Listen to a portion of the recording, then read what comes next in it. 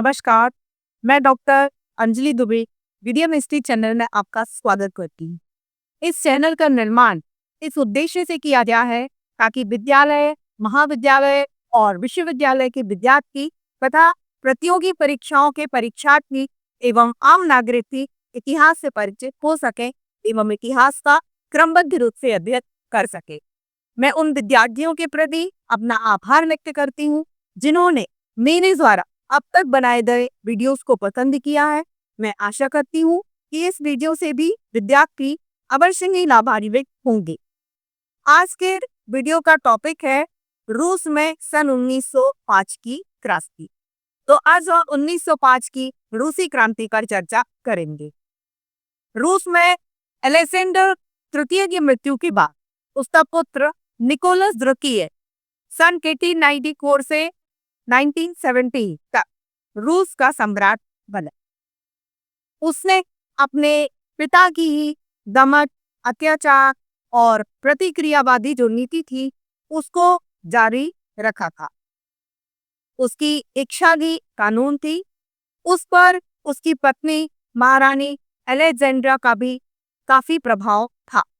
वह कट्टर संकीर्ण विचारों वाली जर्मन नामी की जिसे रूस ने कोई लगाव एवं स्नेह नहीं दिखा। वह अपने पति को सदैव तानाशाही ढंग से निरंकुश स्वेच्छाचारी शासन करने के लिए प्रेरित करती रही।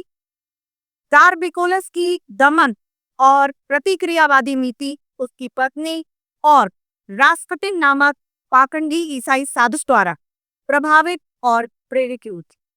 कहा जाता है कि रास्पुटिन ने जार निकोलस के पुत्र को एक असाध्य रोग से अपनी तथाकथित देवी शक्ति से मुक्ति दिलाई थी।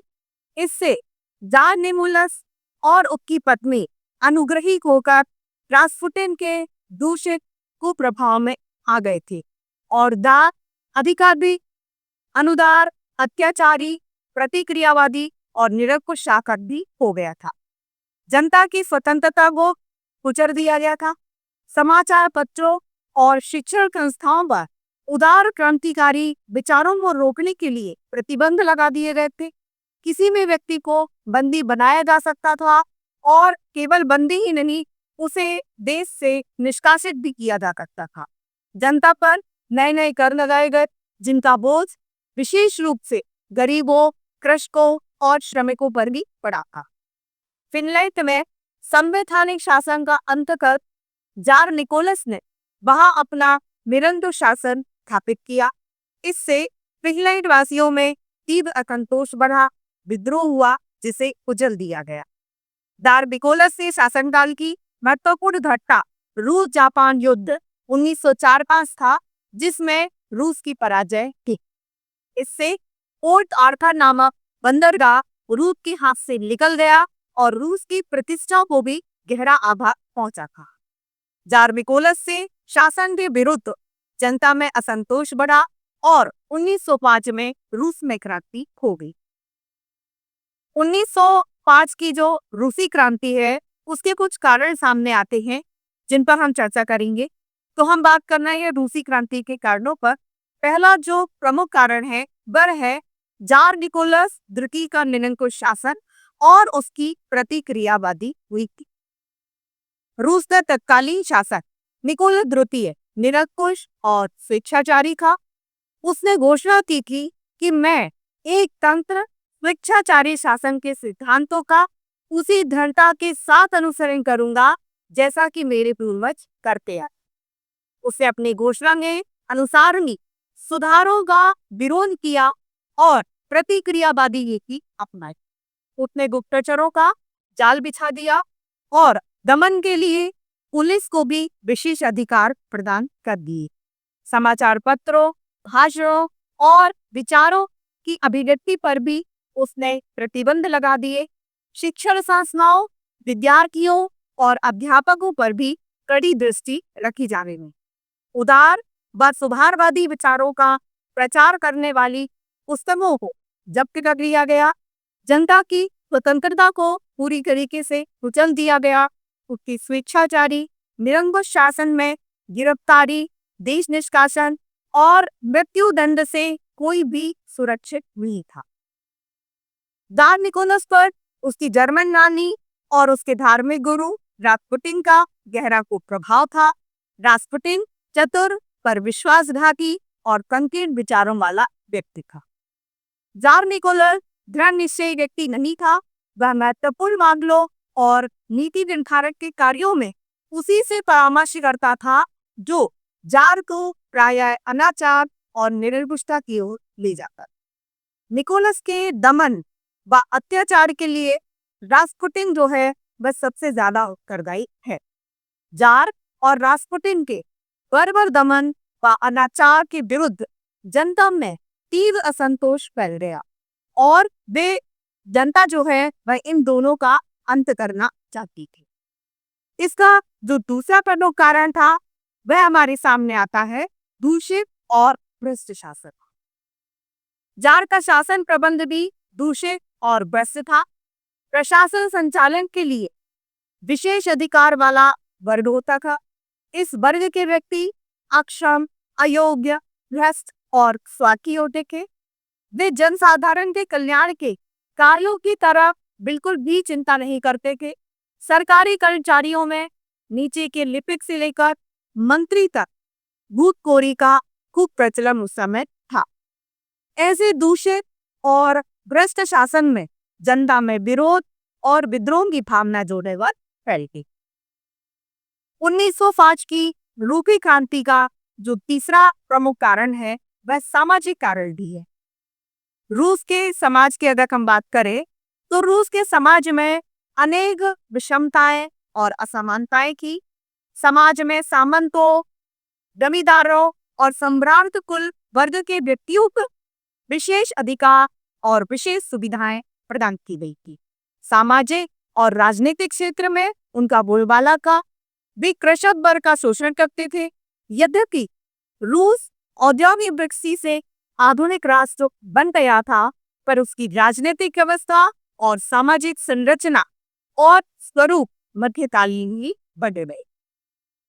राजनीतिक, सामाजिक और आर्थिक व्यवस्था में हम देखते हैं कि वहां पर असंतुलन हो गया।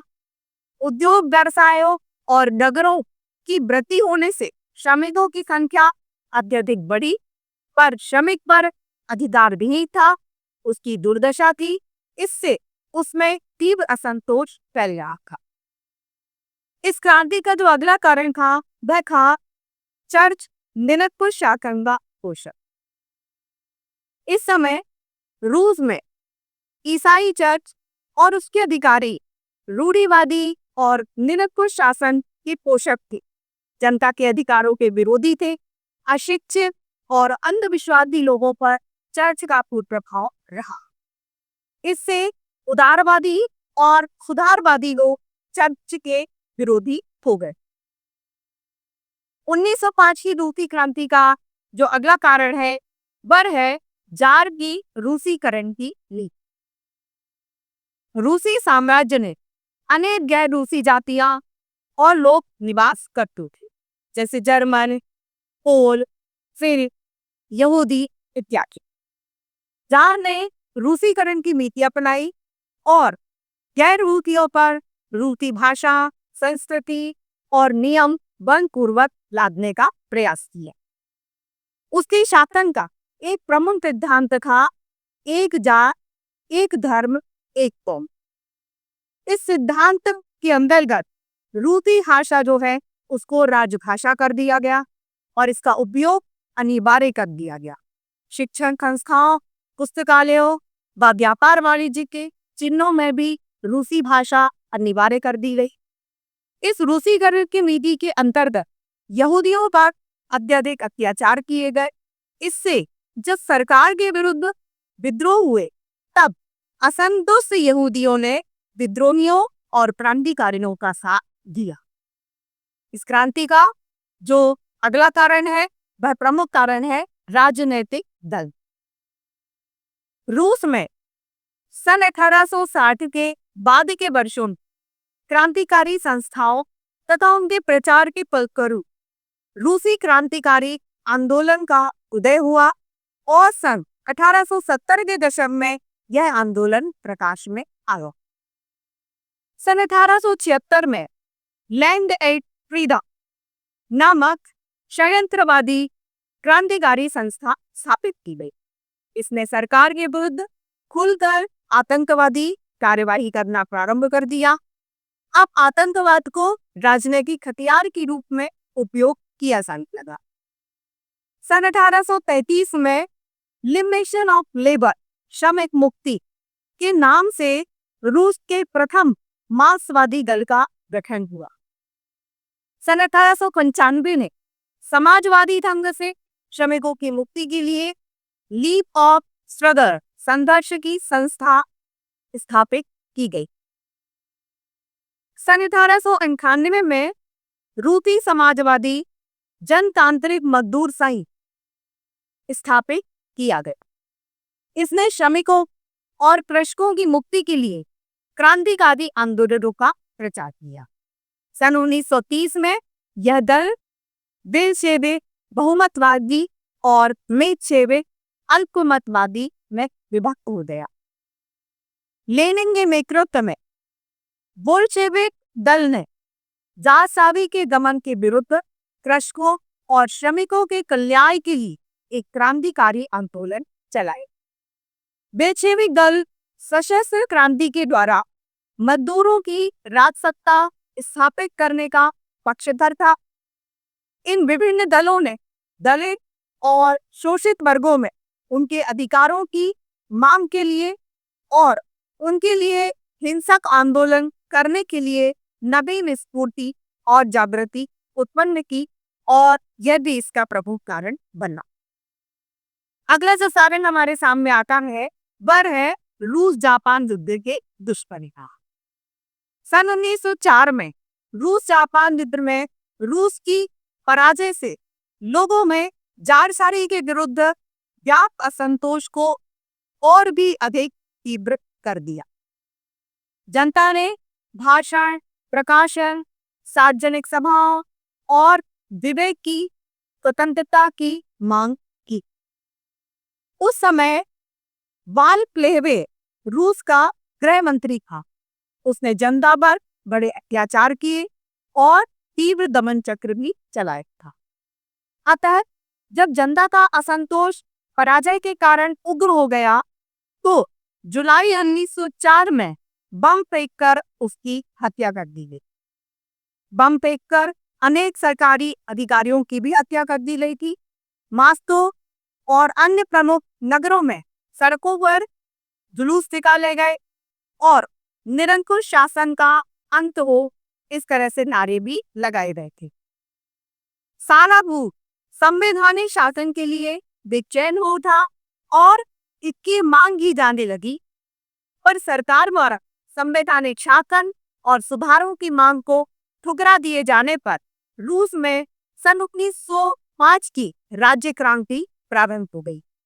कृषकों ने ग्रामीण क्षेत्रों में सामंत और जमींदार बनकर के भवनों में आग लगा करके उसको नष्ट कर दिया।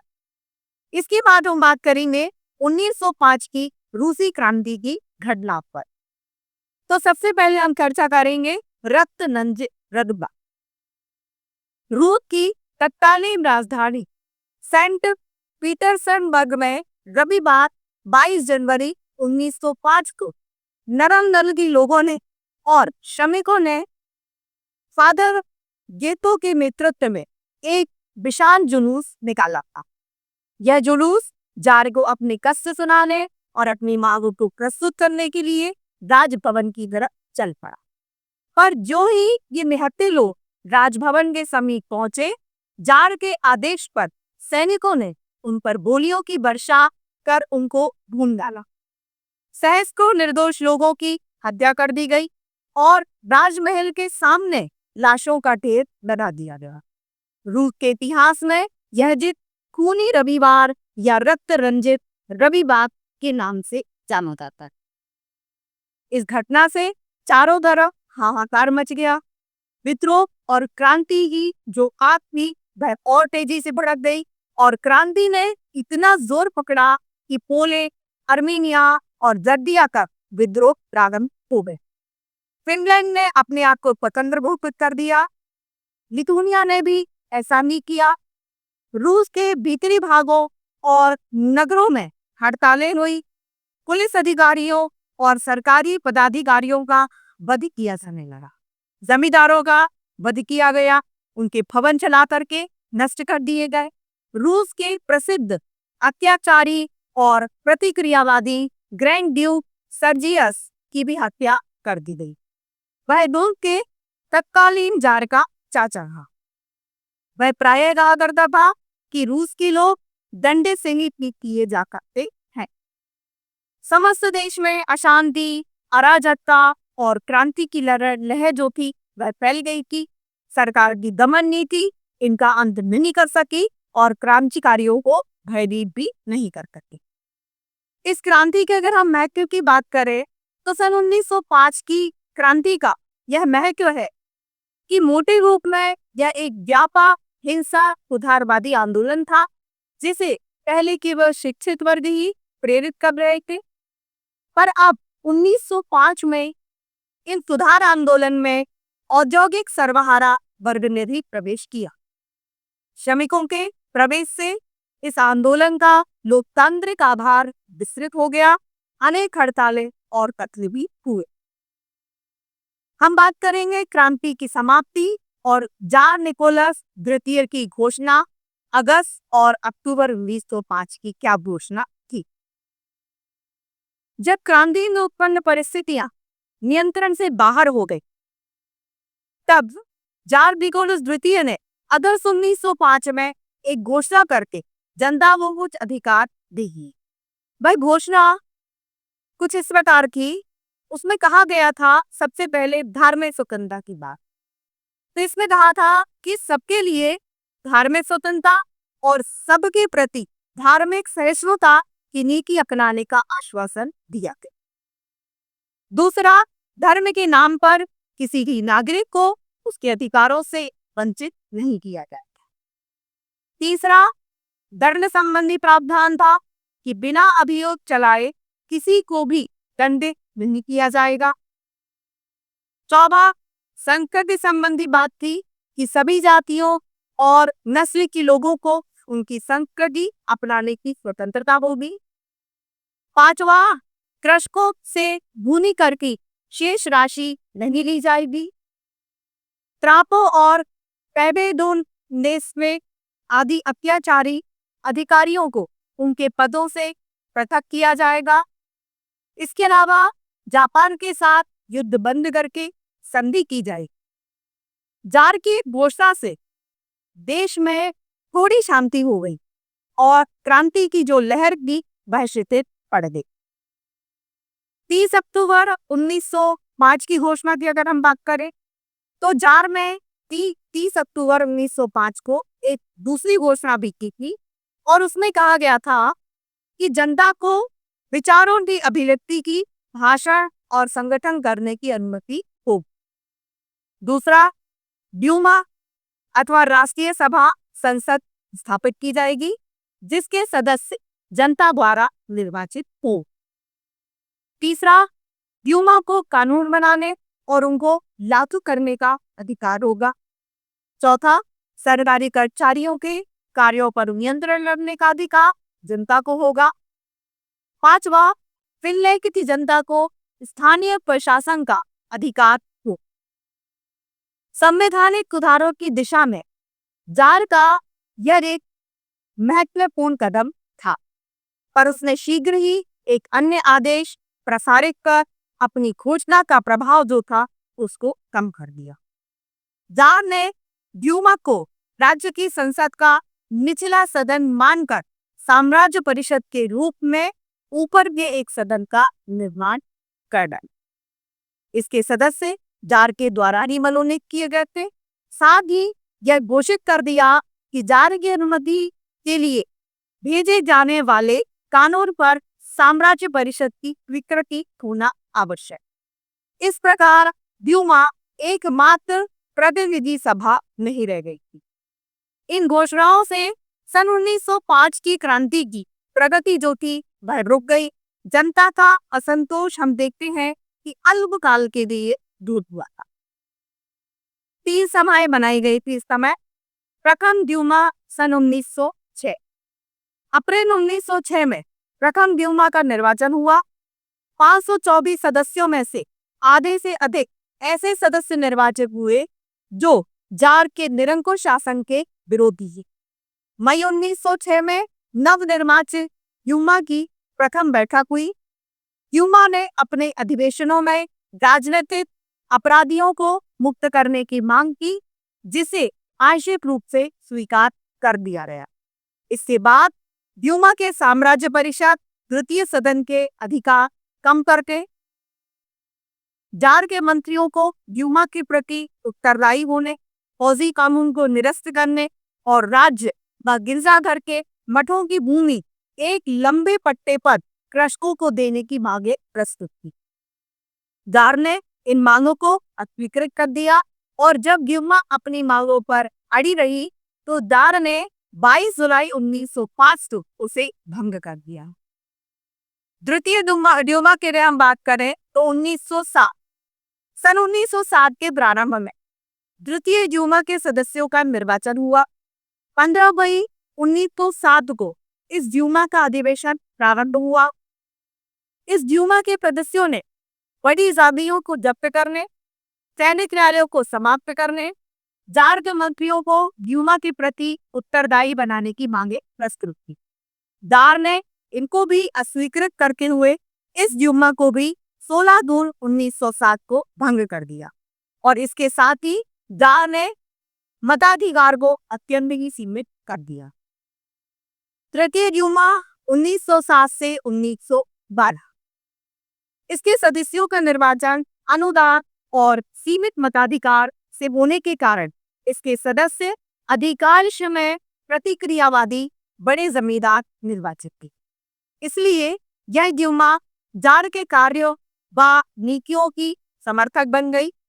इस ड्यूमा को भी सन 1912 में भंग कर दिया गया और इस अवधि में जार का स्वेच्छाचारी निरंकुश शासन पुनः प्रारंभ हो गया और सन 1905 की क्रांति के परिणाम स्वरूप जनता को जो अधिकार प्राप्त हुए थे वे सभी अधिकार निरस्त कर दिए गए।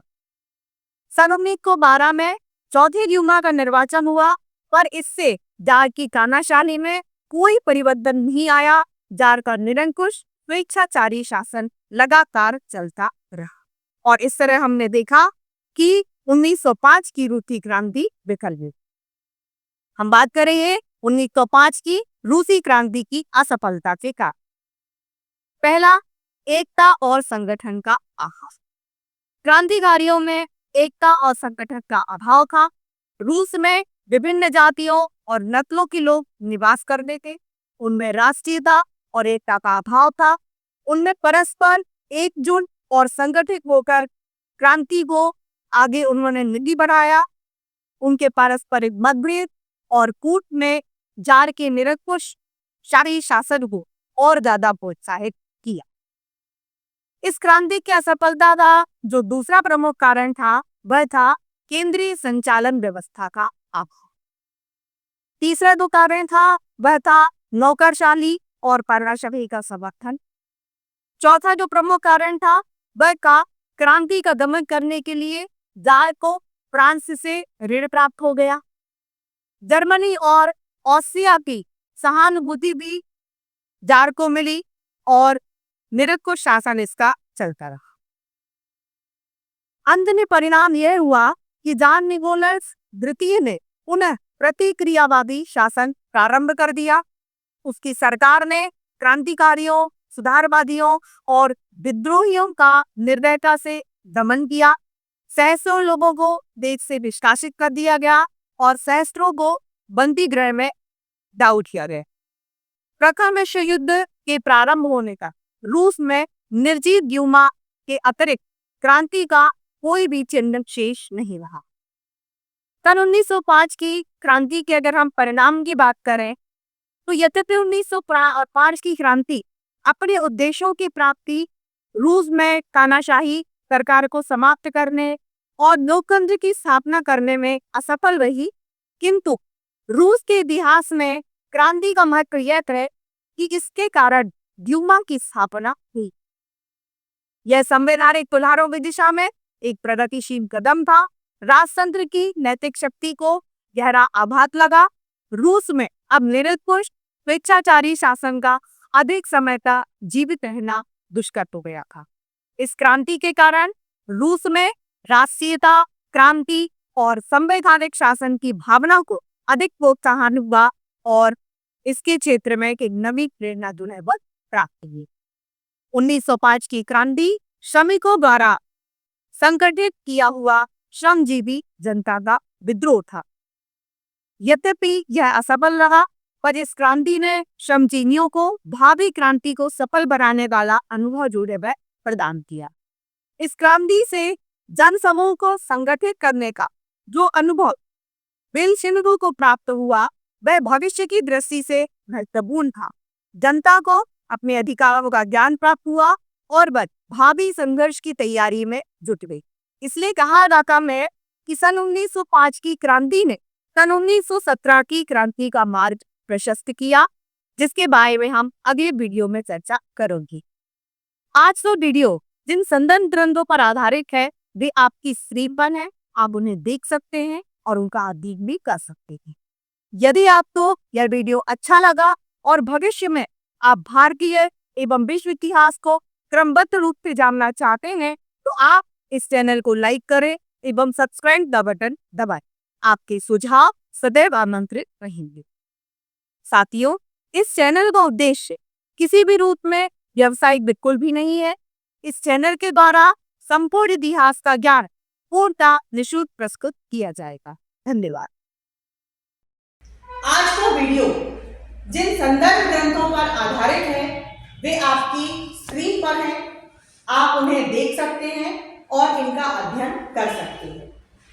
यदि आपको ये वीडियो अच्छा लगा और भविष्य में आप भारतीय एवं विश्व इतिहास को क्रमबद्ध रूप से जानना चाहते हैं तो आप इस चैनल को लाइक करें और सब्सक्राइब का बटन दबाएं।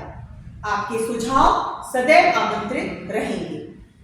साथियों, इस चैनल का उद्देश्य किसी भी रूप में व्यवसाय बिल्कुल भी नहीं है। इस चैनल के द्वारा संपूर्ण इतिहास का ज्ञान पूर्णतः निःशुल्क प्रस्तुत किया जाएगा। धन्यवाद।